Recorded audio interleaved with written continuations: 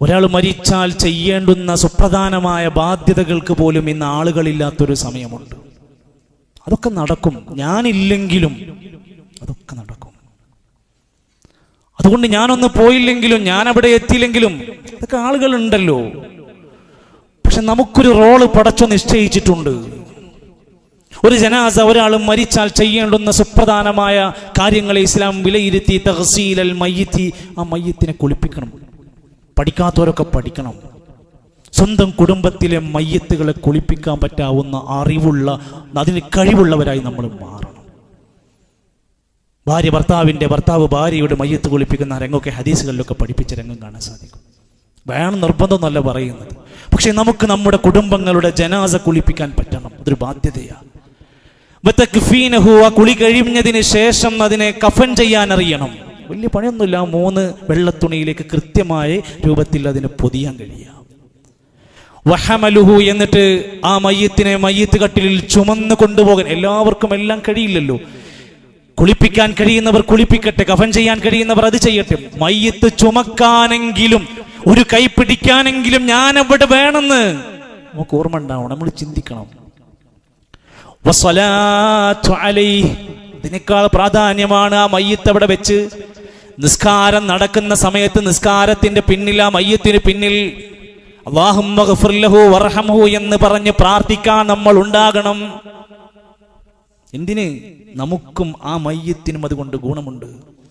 മയ്യത്ത് ചുമന്ന്, മയ്യത്ത് നമസ്കരിച്ച് മയ്യത്തിനെ ഖബറിലേക്ക് ഇറക്കി വെക്കാൻ പോകുന്ന വ്യക്തികൾക്ക് പറഞ്ഞ പ്രതിഫലം നിസ്സാരമായിട്ടല്ല പറഞ്ഞത്. ഖീറാത്താനി, 2 ഖീറാത്ത് പ്രതിഫലമുണ്ട്.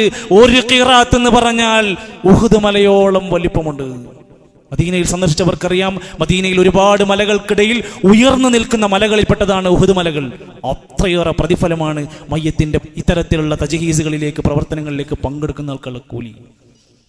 വദഫ്നുഹു, അവസാനം ആ മയ്യത്തിനെ ഖബറടക്കി, ഖബറ് ഇറക്കി വെച്ച്, മൂടുകല്ല് വെച്ച് അത് കൃത്യമായി മറവ് ചെയ്ത് പോരാൻ നമുക്ക് കഴിയണം. അതൊക്കെ പഠിക്കണം. ഇതൊക്കെ എന്നും ഒരാൾ തന്നെ ചെയ്യാൻ കഴിയില്ല.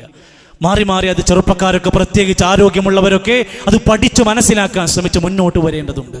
3 പിടി മണ്ണ് വാരിയിട്ട് ആ മയ്യത്തിന് വേണ്ടി തസ്ബീഹ് ചൊല്ലാനുള്ള സമയം നമ്മുടെ തിരക്കുകൾക്കിടയിൽ ഒന്ന് കണ്ടെത്തണം. പിന്നെന്താണ് നമ്മൾ മുസ്ലിങ്ങൾ തമ്മിലുള്ള ബന്ധം? പിന്നെന്താണുള്ളത്? 3 പിടി മണ്ണ് വാരിയിടുമ്പോൾ നമ്മുടെ നാട്ടിൽ മിൻഹാ ഖലഖനാകും വഫീഹാ നുഈദുകും വമിൻഹാ നുഖ്രിജുകും താറതൻ നുഖറ. ഹദീസിലില്ല, സുന്നത്തിലില്ല, മദ്ഹബിന്റെ കിതാബുകൾ വന്നിട്ടില്ല. എവിടെ നിന്നൊക്കെയോ ചില പരാമർശങ്ങൾ ഉണ്ടെങ്കിലും അങ്ങനെ ഒരു സുന്നത്തില്ല. എന്നാൽ 3 പിടി മണ്ണ് വാരിയിട്ട സംഭവം ഹദീസുകളിൽ ഉണ്ട് എന്ന് കൂടെ ആ കാര്യത്തിൽ ഓർമ്മിക്കുക. ഹഖുൽ മുസ്ലിമി, ഒരു മുസ്ലിമിന് മറ്റൊരു മുസ്ലിമിനോടുള്ള 6 ബാധ്യതകളിൽ ഒന്ന് ഇത്തിബാഉൽ ജനാസ, ഒരു ജനാസയെ അനുഗമിക്കുമ്പോൾ അതിന്റെ പിന്നിൽ കൂടെ നടക്കുക. ഇതൊരു ബാധ്യതയായിട്ടാണ് പറഞ്ഞത്. അതിന്റെ പ്രതിഫലം അത് തന്നെ പഠിപ്പിച്ചിരിക്കുന്നത്. നബി കരീം സല്ലല്ലാഹു അലൈഹി വസല്ലമ ആ നമസ്കാരത്തിന്റെ കാര്യത്തിലൊക്കെ കാണിച്ചത് കാണാം. നബി തങ്ങളുടെ കാലഘട്ടത്തിൽ ഒരു ജനാസയെ മറവ് ചെയ്തു. ആരുമല്ല, മദീന പള്ളി അടിച്ചു വാരി വൃത്തിയാക്കിയിരുന്നൊരു സ്ത്രീയായിരുന്നു. ആ സ്ത്രീ മരിച്ചു. വേഗത്തിൽ അവർ മറവ് ചെയ്തു. നബി തങ്ങൾ ഇത് അറിഞ്ഞിട്ടില്ല വിവരങ്ങൾ. അടുത്ത ദിവസം ഇവരെ കാണാതായപ്പോൾ അന്വേഷിച്ചു. അവരെവിടെ പോയി? അവരെ കാണുന്നില്ലല്ലോ.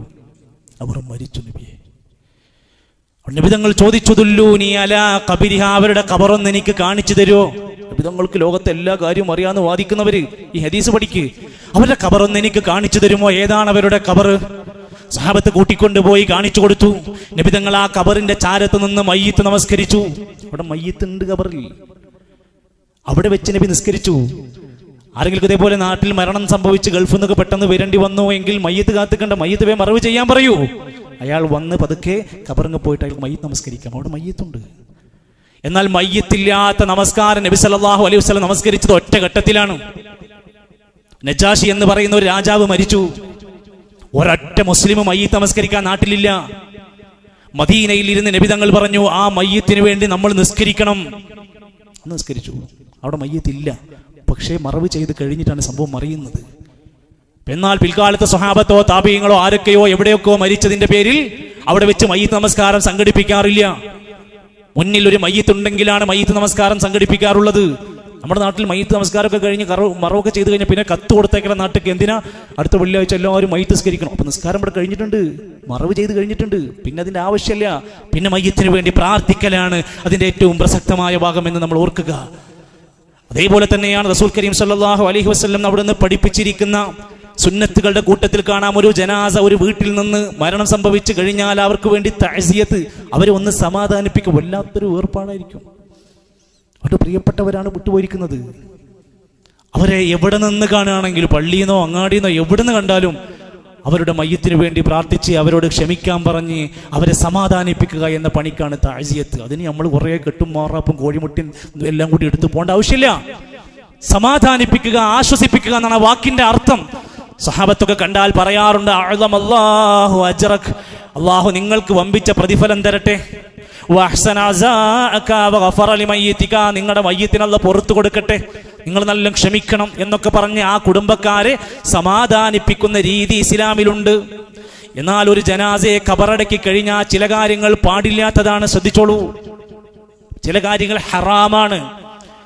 കർമ്മശാസ്ത്ര ഗ്രന്ഥങ്ങളിലൊക്കെ കാണാം, യുഹ്റമു റഫഉൽ ഖബരി ഫൗക ശിബിരിൻ, ആ ഖബർ എത്ര നല്ല മനുഷ്യൻ്റെതാണെങ്കിലും ഒരു ചാണിൽ അധികം ഉയർത്തിക്കെട്ടാൻ പാടില്ല.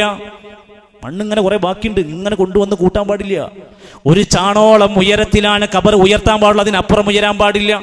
വതജ്സീസഹു, ഖബറുമ കുമ്മായമടിക്കാൻ പാടില്ല. വതഖ്ബീലഹു, ഖബറിനെ ചുംബിക്കാൻ പാടില്ല. വതബ്ഖീറഹു, ഖബറിൽ പുകക്കാൻ പാടില്ല, എന്തെങ്കിലും സുഗന്ധം കൊണ്ടുവന്ന് പുകക്കാൻ പാടില്ല. വൽ കിതാബ, ഖബറിൽ എഴുതി വെക്കാൻ പാടില്ല. വൽ ജുലൂസ്, ഖബറിൽ ഇരിക്കാൻ പാടില്ല. അവിൽ മഷിയ, ഖബറുമ കൂടെ നടക്കാൻ പാടില്ല. വ ഇസ്റാജുൽ ഖുബൂർ, ഖബറിൽ വെളിച്ചം കൊണ്ടുപോയി കത്തിച്ചേക്കാൻ പാടില്ല, വിളക്കത്തിച്ചേക്കുക, ബൾബ് എത്തിച്ചേക്കുക. വ തവാഫ, ഖബറിൽ തവാഫ് ചെയ്യാൻ പാടില്ല. അതൊക്കെ കേരളത്തിന്റെ പല മുക്കുമൂലകളിൽ നടക്കുന്നുണ്ട്.